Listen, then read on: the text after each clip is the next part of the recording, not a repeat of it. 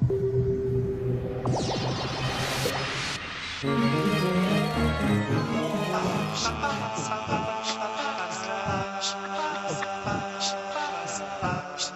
que é sotaque? O que é sotaque? O que é sotaque? O que é sotaque? O que é sotaque? O que é sotaque? Diz aí o que tu é, vai, diz. Vai me dizer que tu é mestiço agora, vai. Tu é mestiço ou é crioulo? Você sabe se seu news passa na Savassi? Fala de nordestino, no Rio, ela parece ao carioca e ao paulista, talvez, como uma fala descansante, descansadora. Porque a curva melódica dela é descendente, né? O cara fala assim, ó, gente, é uma coisa assim, tá? E sempre que tem essa curva melódica descendente, realmente dá uma sensação de relaxamento. Aí diz o Pedro, ao passo que a nossa fala de gaúcho, ela termina pra cima, ela termina ascendente, mas bah, capaz. Tá aperreado, bichinho? Tá atucanado, bagual?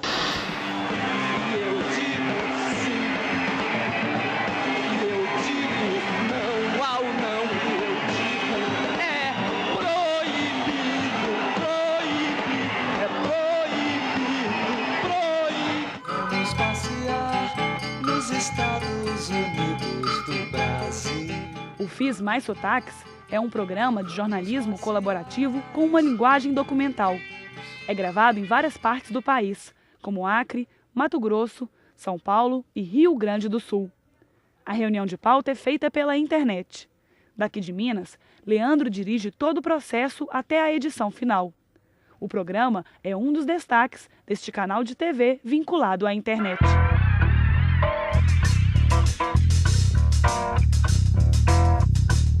Nós voltamos a conversar com Marcelo Bota, diretor de conteúdos do Fiz TV, Carlos Henrique Falso, professor da PUC Minas, e com Leandro Lopes, do Fiz Mais Sotaques. O camarada trabalhava há 30 anos numa fábrica. Ele saía da fábrica todo dia para encontrar os amigos. Ir ao cinema, encontrar mulheres, ia para casa. Fazia isso todo dia, 30 anos. Há 30 anos. Um dia, ele faz tudo isso, chega em casa, dorme e tem um sonho. Sonhos são produções da mente humana, são produções do aparelho psíquico que resultam de experiências da própria vida cotidiana da pessoa. O que a gente tem, vamos dizer, nessa nova TV, primeiro, é um olhar diferente sobre as mesmas coisas.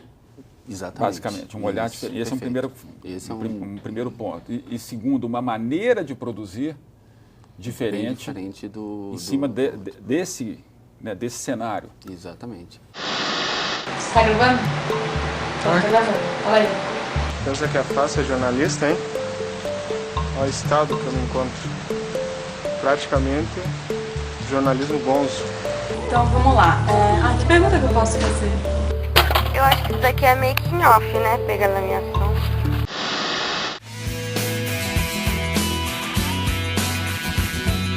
Nascimento e Silva 107, Corrientes 348. E eu com esses números. Estatística é qualquer informação que o Estado produz. Elas indicam tendências, né? De comportamentos, de consumo, de necessidade. Traço de audiência, tração nas 4 rodas. E eu, o que faço com esses números? 7 vidas. Tudo está mapeado. Do Gênesis às ruas, né? Tudo está mapeado. A gente tende a viver cada vez mais um mundo de probabilidades, né? Para que servem, afinal, tantos números? 7 vidas, mais de 1000 destinos, todos foram tão cretinos. Existe alguma coisa, professor, que a estatística não pode medir?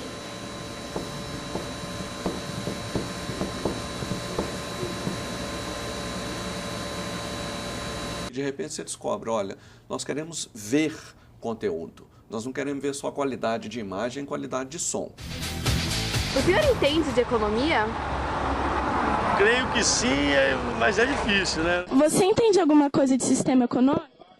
Não, também. Sim, o suficiente do nosso dia a dia. Tudo que se interessa em dinheiro é bom saber, né? Economia é uma coisa muito chata, muito número, muita... sei lá, não tem graça. Os economistas conseguiram, com o apoio dos jornalistas, diga-se de passagem, é tornar a matéria incompreensível para a grande maioria do povo. O FIS é fruto dessa mudança de acesso aos meios de produção e distribuição. O FIS Mais Sotaques é um exemplo muito bom de como funciona isso dentro do FIS. Que nem o Leandro citou, eles usam equipamentos que nenhuma emissora de TV liberaria que o cara pudesse colocar aquelas imagens na televisão.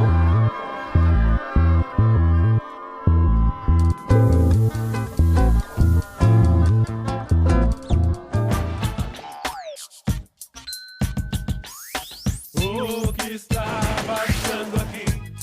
Pororoca! E o segredo onde está? Viajar! Pra coroar só falta o quê? Pipoca! E o destino dessa viagem? TV no ar. Tá vendo quem tá ali, ó?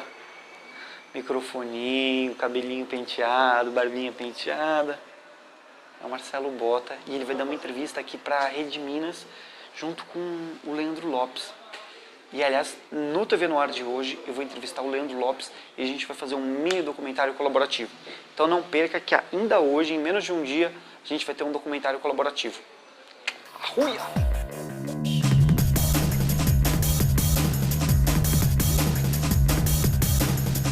São 3 da tarde, até umas 5h30 a gente precisa terminar de gravar. Agora a água bateu na bunda, né?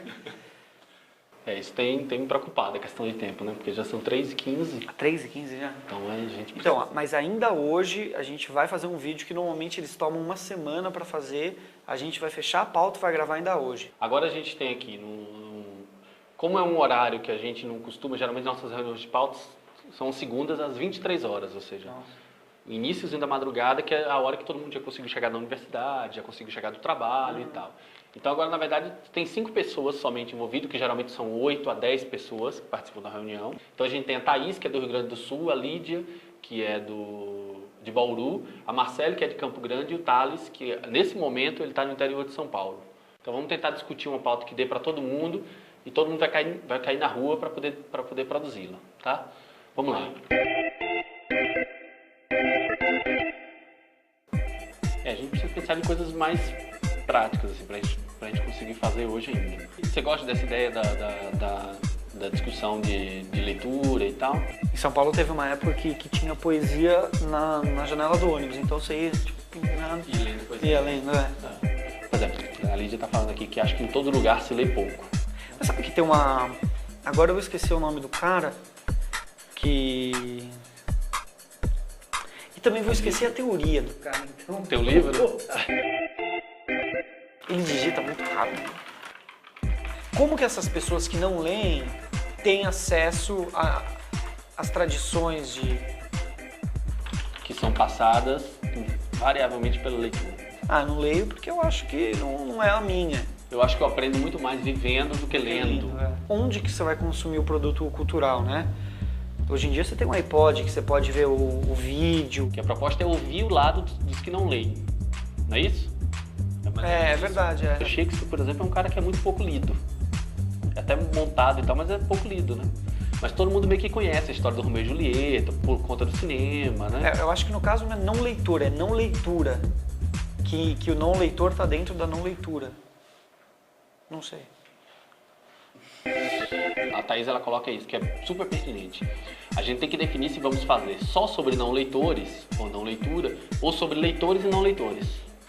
Eu tô meio que gaguejando hoje. Como é que essa pessoa conhece a história do Romeu e Julieta, por exemplo? Puta, isso é legal. Focar em uma história. Você pode me contar a história do Romeu e da Julieta? Isso é legal. E aí a gente vai completando com cada um. Você já leu esse livro? Não. Isso é ótimo. Ó, gravou? Deixa eu falar com você rapidinho. Tudo bem com o senhor? Pode falar 5 minutos? Não é fácil. Fala de novo, anjo resplandecente. Tu que brilhas tão alto no céu e brilhas tão forte dentro de mim. Romeu, Romeu, por que razão tu és Romeu? Oh, renega teu pai, despoja-te do nome.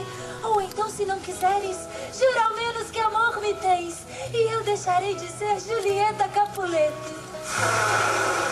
Existem 2 famílias que querem o poder numa cidade italiana.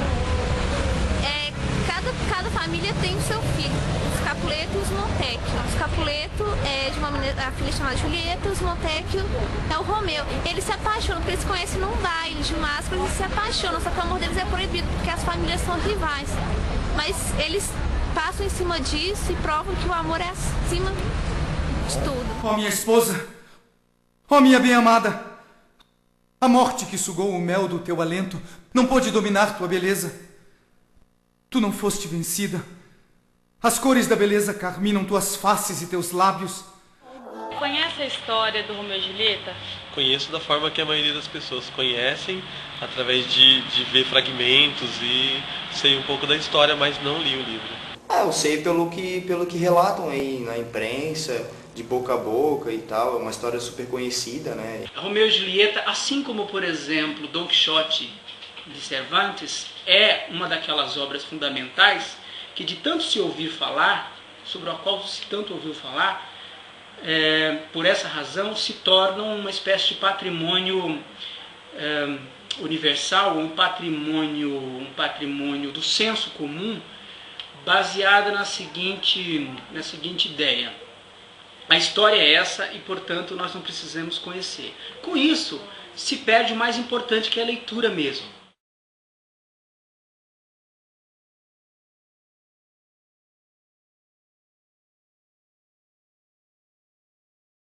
O senhor lê muito?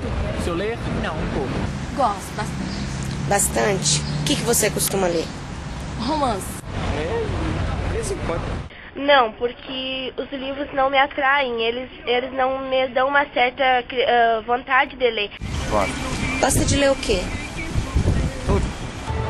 Pra leitura, eu sou preguiçoso, né? Sem leitura, sem notícias, você tá perdido no mundo, né? Não sabe de nada, né? Nem o que é de bom, nem o que é de mal que pode acontecer. Por fora de tudo. O nosso pensamento é muito estruturado a partir da escrita.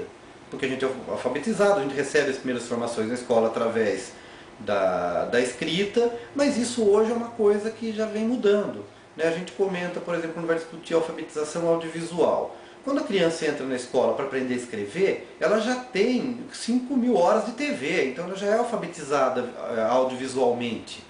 A cultura audiovisual é fundamental, mas não se pode dizer que a imagem, repito, ela dê conta das implicações conceituais, das implicações de um modo de pensamento, como a leitura do texto escrito dá.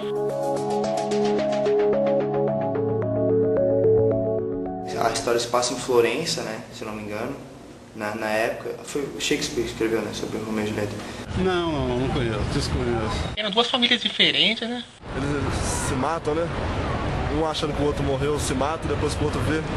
É meio complexo. Eu lembro da última vez que foi com Leonardo DiCaprio, né? Que foi o filme dele, isso que eu tenho mais em memória. Eu lembro da Julieta com as tranças, que...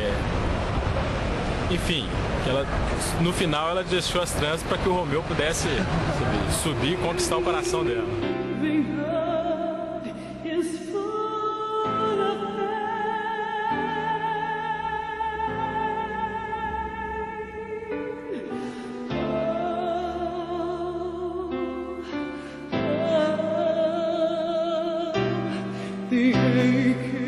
Você não pode dizer que você conhece Romeu e Julieta porque você vê o filme e não lê o livro. São experiências totalmente diferentes, né? Quando você lê o suporte físico, o papel, você está editando a história na sua cabeça. Só existe o Romeu e Julieta no momento que você pega o texto, né? A graça do texto, o prazer, a construção verbal, a construção metafórica. Você acha que ler é essencial?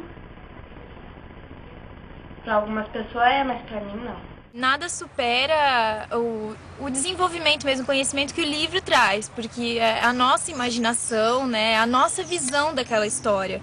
Eu acho que isso que vai enriquecendo a gente como pessoa até.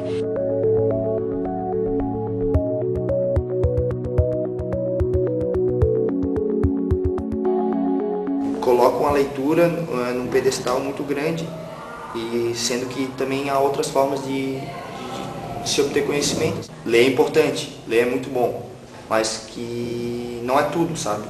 é muito importante, mas não é tudo. O Brasil, eu acho que tem um déficit na formação do livro, ele salta direto, de certo modo, da oralidade para os meios de massa. Isso é um traço grave, eu acho que não se pode prescindir do livro, que é, de certo modo, um meio em crise no mundo inteiro, mas no Brasil mais profundo, já que nós nunca constituímos uma cultura letrada. Ler é essencial, ler o texto literário, ler o jornal, ler as matérias na internet. O que é a leitura crítica? Não é só a leitura do texto literário, do texto que está na sala de aula, circulação. É a leitura, essa leitura deve suscitar no sujeito, permitir ao sujeito que ele leia o mundo.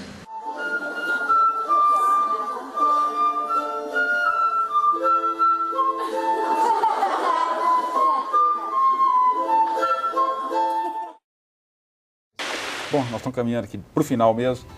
Pergunta para terminar aqui. A TV convencional está com os dias contados, Leandro? Você que tem um pé nas duas, né?